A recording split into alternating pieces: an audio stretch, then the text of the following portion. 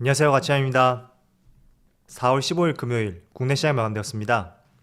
자, 한 주의 마지막 날인데 오늘 시장도 그렇게 썩 좋지는 않았던 것 같아요.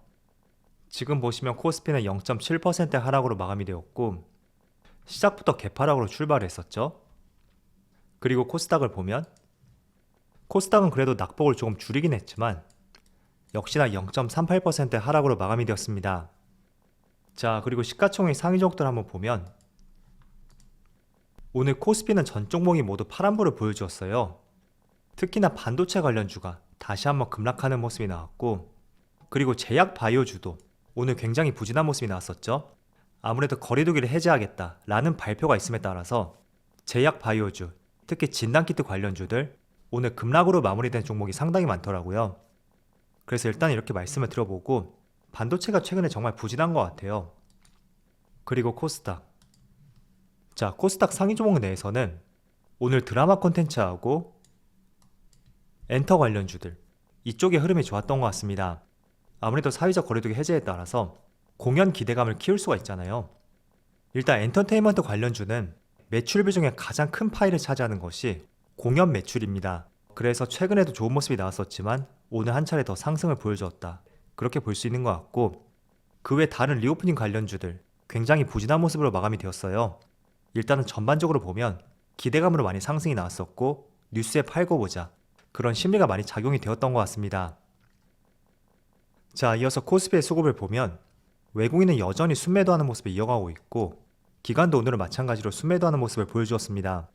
생각보다 규모가 조금 컸던 것 같고, 그리고 코스닥. 자, 코스닥도 마찬가지로 오늘 외국인의 순매도와 함께 어제에 이어서 마찬가지로 양매도가 나왔네요. 자, 그리고 삼성전자도 마찬가지로 다시 한번 신저가를 경신했는데 역시 기관과 외국인 많은 순매도 물량이 나왔고, 자, 그리고 하이닉스도 마찬가지로 기관과 외국인의 많은 순매도 물량이 나왔습니다. 그리고 2차전지 대표 종목인 삼성 SDI는 기관이 4거래일 연속으로 순매수하는 모습을 보여주고 있죠. 그렇지만 여전히 외국인은 매도세를 이어가고 있네요. 자, 그리고 마지막으로 LG 에너지 솔루션, 이 종목도 SDI하고 마찬가지로 기관에서 많은 순매수 물량이 들어왔고 외국인은 오늘도 5거래일 연속으로 순매도하는 모습을 보여주었습니다. 자, 이어서 주체별 매매 동향에 대해서 살펴보도록 하겠습니다. 4월 15일 외국인이 가장 많이 매수한 종목은 SK텔레콤, S51, 한국조선해양, 현대중공업, 삼성중공업, 이렇게 다 종목을 순매수 상위종 올렸습니다. 자, 오늘은 조선 관련주를 정말 많이 매수했죠. 그리고 기관은 삼성 SDI, LG 에너지솔루션, 한국항공우주, 두산밥캡, 현대미포조선, 이렇게 다 종목을 순매수 상위종 올렸습니다. 자, 이어서 해외 증시의 흐름을 살펴볼게요. 자, 어제도 미국 증시의 흐름이 정말 좋지 못했어요. 지금 보시면 나스닥이 2.1% 하락이 나왔고 그 전날에는 그래도 빨간불과 함께 큰 양봉을 보여주었었다면 그 양봉을 모두 해소하는 음봉이 나왔고, 그리고 S&P 500 마찬가지로 1.2%의 하락과 함께 비슷한 흐름이 나왔죠.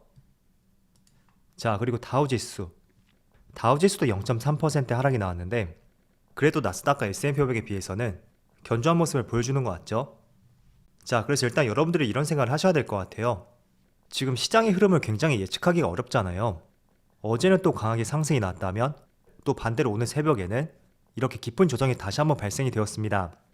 그래서 하루 이틀의 흐름에 너무 연연하지 마세요. 오늘처럼 이렇게 급락이 나왔다면 다시 한번 다음 주에는 상승이 나올 수도 있고 또 다음 주에는 부진한 모습이 나올 수도 있습니다. 그래서 이게 지난 2020년처럼 저점에서 유동성의 힘에 의한 시장의 상승이 아니기 때문에 불확실한 시장 상황, 그리고 제가 어제 간단히 말씀을 드렸었던 센티멘탈적인 요소, 그런 부분이 충분히 해결이 돼야지 그때부터 추세적인 상승이 나올 것 같습니다. 그래서 일단은 이제 2분기에 접어들었잖아요. 본격적인 2분기의 시작이라고 볼 수 있는데 대체적으로 미국 증시뿐만 아니라 국내 증시까지 1분기에는 시장이 하락이 나왔었다면 2분기에는 그 바닥을 다질 수 있는 그 구간으로 한번 생각해 보시고요. 본격적으로 조금은 추세적인 상승을 기대해 볼 수 있는 구간은 우리가 3분기부터 한번 기대해 보는 것이 낫지 않을까, 그렇게 말씀드리겠습니다. 물론 3월달 FOMC 회의에서 큰 이벤트가 하나 지나갔었죠. 그래서 시장도 보면 이렇게 한 차례 상승이 나왔어요. 그렇지만 더 뻗지 못하고 있단 말이죠. 그래서 우리가 이런 흐름을 조금 기대하기 위해서는 저는 전쟁 이슈라든지 그리고 물가 상승, 인플레이션적인 요소가 많이 해결이 돼야 될 것 같아요. 그런데 우리가 3분기를 한번 예상해 볼 수 있는 것은 어쨌든 2분기부터 미국에서 기준금리 인상을 시작했고 그런 부분이 조금 반영될 수 있는 구간은 2분기보다는 3분기부터 우리가 조금은 체감할 수 있지 않을까 그런 취지에서 말씀드린 것이고요. 또 전쟁 이슈도 지금 당장에 해결될 기미가 안 보이잖아요. 물론 협상도 계속 진행이 되고 있지만 조금은 장기화될 가능성이 있다. 이런 의견들이 굉장히 많이 나오고 있습니다. 그래서 조금은 넉넉한 시간을 두고 1분기에는 시장이 정말 부진했었다면 2분기에는 그때만큼은 아니지만 바닥을 다지는 구간으로서 시장을 그렇게 한번 보시고요. 조금은 돌려 세울 수 있는 구간은 3분기부터 한번 기대를 해보자. 그런 관점으로 시장을 바라보자고 말씀드릴게요. 자, 그리고 다른 아시아 증시도 한번 볼게요. 일본 니케이는 약보합을 보여주고 있고 오늘 대만 시장이 좋지 못하네요. 1.1% 급락이 나오고 있고 중국 상해지수도 0.6% 하락을 보여주고 있습니다. 자, 그래서 국내 시장은 미국 증시라든지 대만 여기에 비해서는 조금은 양호한 것 같아요. 어쨌든 그래도 워낙 상승폭이 없었던 만큼 다음 주에는 조금 더 추세적인 상승이 나올 수 있기를 기대해 보겠습니다. 자, 오늘 시장 흐름에 대해서 한번 말씀을 드려볼게요.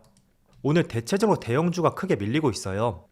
그런데 다시 한번 삼성전자가 1% 이상의 하락을 보여주면서 또다시 52주 신저가를 경신하였습니다. 자, 그래서 지금 시점에서 우려감을 많이 표하시는 분들이 계시는 것 같아요. 제 영상 댓글에도 하루에 하나씩은 글이 올라오는 것 같은데 일단은 결과적으로 말씀을 드리면 제가 보통 여러분들에게 주식 투자를 할 때 물타기에 대해서는 그렇게 권장해드리지 않고 있잖아요. 왜냐하면 물타기하고 추가 매수 이건 엄밀히 말한다면 비슷할 수가 있지만 저는 성격이 완전히 다르다고 생각하고 있거든요. 물타기는 내가 어쩔 수 없이 주식을 추가적으로 매수하는 거라면 반대로 추가 매수 같은 경우에는 이미 직전에 매수를 고려한 상태에서 시점과 기회를 보고 그때 매수하는 것이 추가 매수입니다. 그래서 매수의 목적이 조금 다르다 보니까 주식시장을 바라보는 관점이 조금 다를 수가 있겠죠. 추가 매수는 조금 자신있게 볼 수 있다면 물타기 같은 경우에는 행여나 거기서 주가가 떨어진다면 그 공포감이 더 커질 수밖에 없습니다.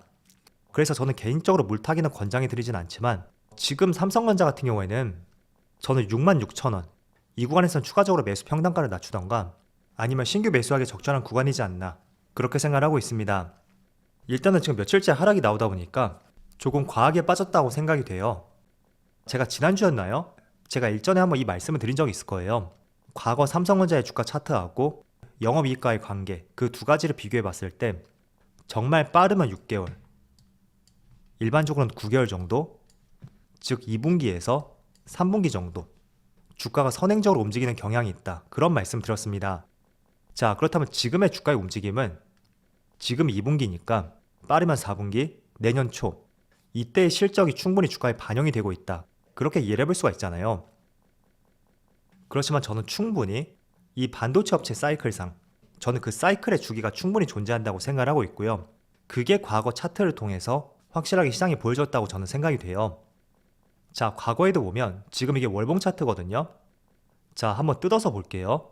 삼성전자가 4개월 이상 하락이 나왔던 구간 지난 13년 동안의 차트를 보면 이때 한 차례 있었죠. 15년도 이때는 5개월 연속 하락이 나왔죠.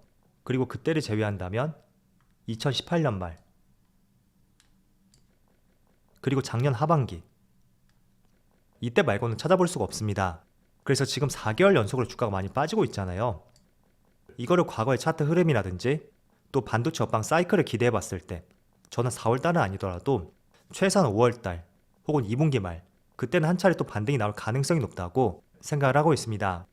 그래서 제가 만약에 여러분들이 정말 테마에 움직이는 종목들 있죠.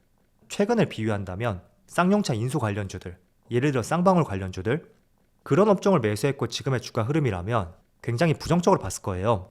그런데 이 반도체 업황이라는 것은 과거에는 선진국들의 에너지 패권을 쥐고 있었다면 최근에는 미국 시장을 중심으로 에너지 패권이 아닌 반도체 패권 쪽으로 이 힘의 균형이 옮겨가고 있다. 그런 말들을 한번 들어보셨을 거예요. 그래서 이 반도체라는 것은 4차 산업혁명에 있어서 절대적으로 필요한 업종이고 앞으로도 그 쓰임새는 무궁무진하고 다양할 것이다. 그런 것들을 고려해 봤을 때는 저는 충분히 이렇게 조정 구간에서는 우리가 저가 매수할 수 있는 조금은 공격적인 관점을 가져야 된다. 그렇게 말씀드리겠습니다. 그리고 주가가 이렇게 크게 빠지다 보면 그동안 신경도 쓰지 않던 이슈가 크게 피부로 와닿을 수가 있을 거예요. 예를 들어 반도체 업황이 더욱더 부진할 것이다. 혹은 시장이 경기 침체에 빠질 것이다. 등등 그동안 보지 않았던 이슈에 대해서 우리가 조금 더 피부로 와닿을 수가 있습니다. 그렇지만 이 차트를 한번 보세요. 반도체는 사이클이 있기 때문에 이런 조정 구간이 있고 또 한 차례 상승이 나오고 또 몇 년 동안 쉬어가다가 또 한 차례 상승이 나오고 그런 구간을 반복했었고 또 삼성전자는 과거에 4개월 이상 하락이 나왔던 적이 단 3차례밖에 존재하지 않았거든요. 그래서 그런 관점에서 보더라도 지금이 6만원 중반이잖아요. 물론 내가 8만원대에서 매수했었다면 굉장히 마음이 심란할 수 있을 거예요. 그렇지만 이런 업종이 한번 흐름을 잡는다면 이런 구간들 가지 말라고 해도 갈 수밖에 없는 대표적인 업종인 만큼 조금은 거시적인 흐름과 함께 대응을 하자고 말씀을 드리겠습니다. 자, 오늘 날씨가 정말 맑았는데 시장 흐름은 굉장히 흐렸던 것 같아요. 올해는 유동성이 줄어들 수 있는 기간인 만큼 대형주가 크게 상승할 거라고는 기대하지는 않습니다. 그렇지만 갈 수 있는 업종 그리고 내가 보유한 종목의 산업이 확장성을 갖고 있다면 결국에는 다 이런 구간을 딛고 다시 이렇게 상승하는 흐름이 나올 거예요.